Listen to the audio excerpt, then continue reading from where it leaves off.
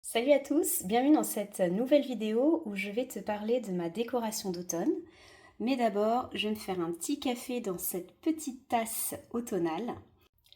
Le café est prêt, allez viens, je t'invite à t'en préparer un aussi chez toi et on part pour te présenter ma déco de saison. Alors ici on se retrouve dans mon entrée et tout en haut j'ai des petites étagères. J'ai décidé de placer une petite forêt de champignons avec des pommes de pin ramassées dans la forêt. Il y a aussi des champignons en céramique, d'autres en bois. Sur le côté, une petite citrouille en céramique. Et tout au fond, un petit bouquet de fleurs séchées.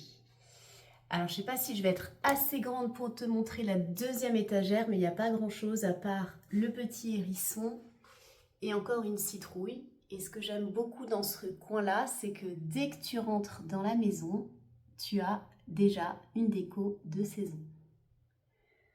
Sous ces deux étagères-là, j'ai un petit banc comme ça. Et sur le banc, tout simplement, je rajoute toujours, en fonction des saisons, un petit coussin. On se retrouve maintenant dans mon salon. Sur le meuble télé, j'ai posé une petite citrouille tout au fond. Et sur ce petit rondin que j'avais acheté chez Action, j'aime bien exposer ma déco de saison.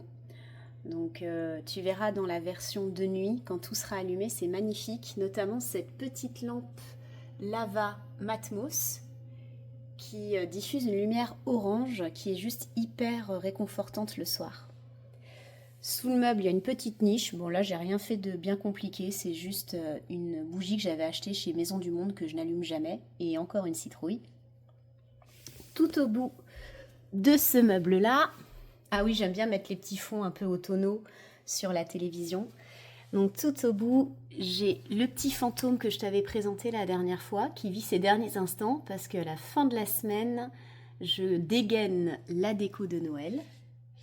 Et au-dessus, il y a cette jolie bouteille très automnale. J'aime beaucoup.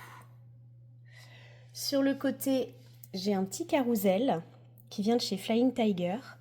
Et ce qui est vraiment bien, c'est qu'avec la chaleur du radiateur, ça tourne.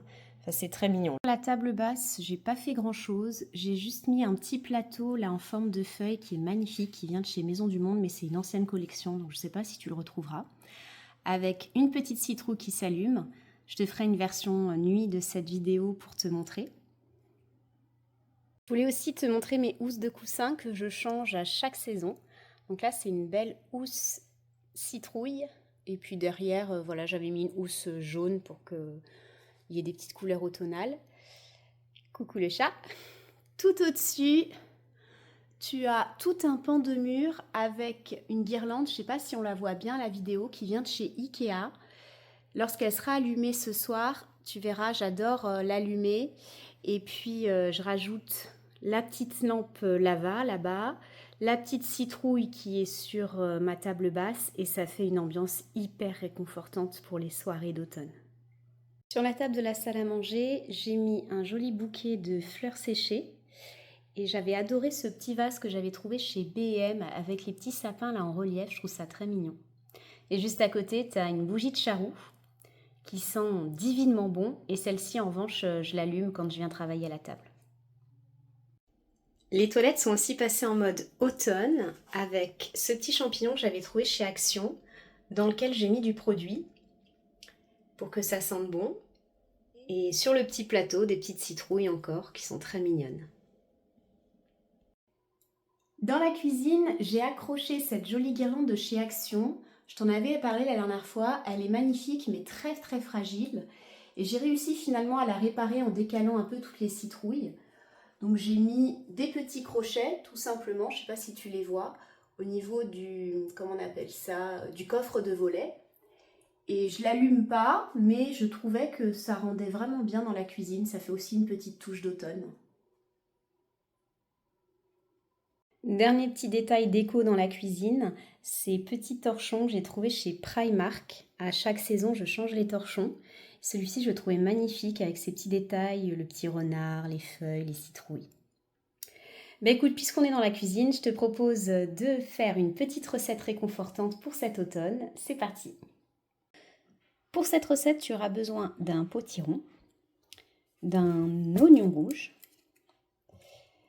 d'une petite briquette riz cuisine, une boîte de châtaignes pelées, l'épice de ton choix. Moi, ma préférée, c'est le curry balti, et bien sûr, un peu de sel et du poivre.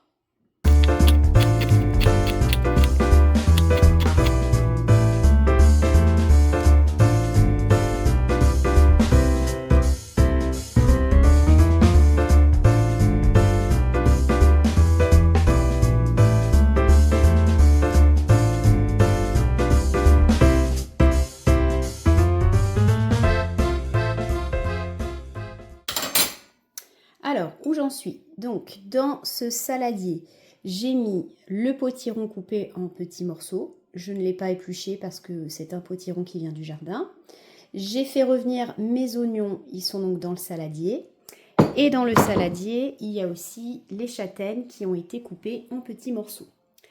J'ai sorti le soup maker. C'est un soup maker Philips qui m'aide à faire toutes mes soupes en hiver. C'est vraiment un instrument indispensable.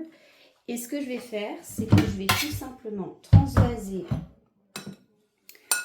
mes légumes dans le soup maker.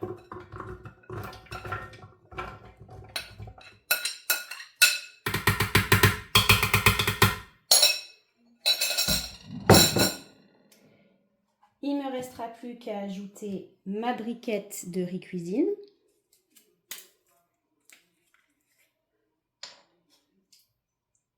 Je mets toute la briquette.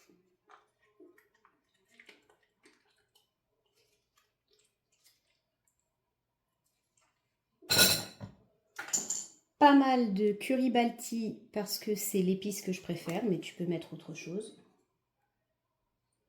Je mets une bonne dose parce que vraiment j'adore le goût que ça donne à la soupe.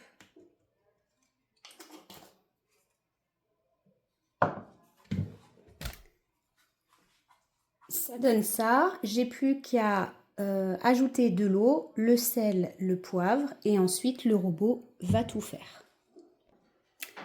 C'est tout bon, j'ai tous mes ingrédients et l'eau. Je referme le robot.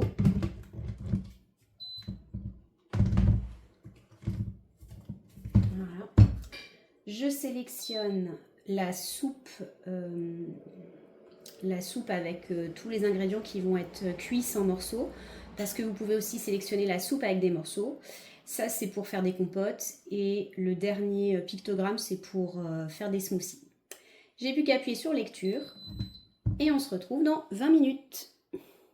Et voilà, c'est prêt, il ne reste plus qu'à se régaler.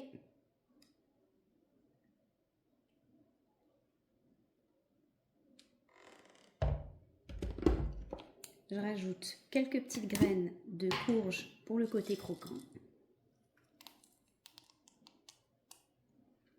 Et voilà, une bonne soupe.